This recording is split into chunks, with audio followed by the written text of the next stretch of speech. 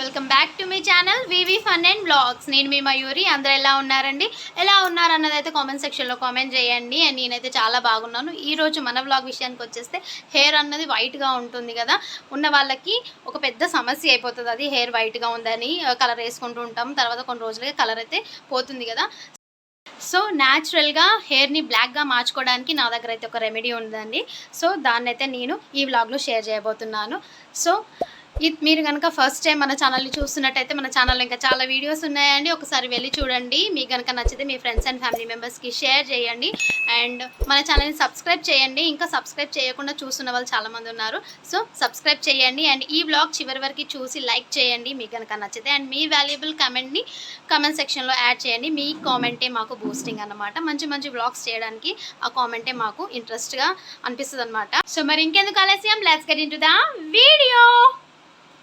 So మన remedy ఏంటి అన్నది అయితే ఇదేనండి, గుంట గరగరాకు అంటారు దీన్ని. ఇది మనకు విలేజ్లో అయితే పొలాలలో దొరుకుతుంది.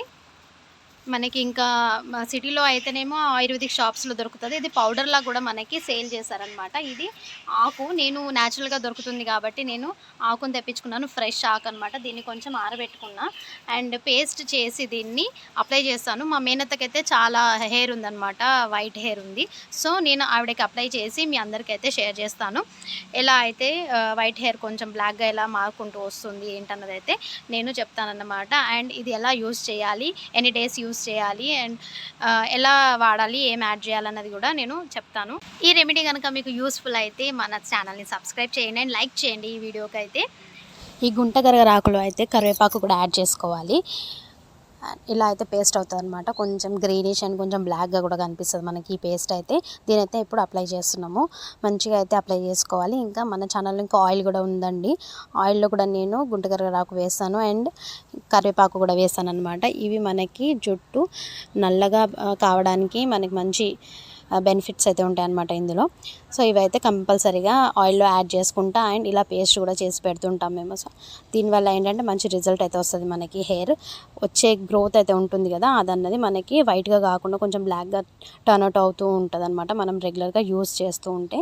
ఇది మంత్లో ఒక 3 times అయినా పెట్టాలండి. పెట్టడం వల్ల మనకి మంచి రిజల్ట్ అయితే వస్తుంది అనమాట. ఇలా అయితే మొత్తం హెయిర్కి అప్లై చేసుకోవాలి, మంచిగా పాయిల్ లాగా తీసి పెట్టుకోవాలన్నమాట ఈ పేస్ట్ని అయితే. అండ్ జ్యూస్ లాగా కూడా తీసి కూడా మనము అప్లై చేసుకోవచ్చు అండ్ పేస్ట్ కూడా అప్లై చేసుకోవచ్చు. జ్యూస్ అయితేనేమో స్ప్రే బాటిల్తో స్ప్రే చేసుకోవడం అలా అయితే చేసుకోవచ్చు.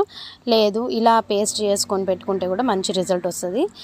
సో ఇట్లా అయితే అప్లై చేసుకోవాలి. అప్లై చేసుకున్న తర్వాత షాంపూ అయితే చేయొద్దండి, మామూలుగా హెయిర్ వాష్ అయితే చేసుకోవాలి.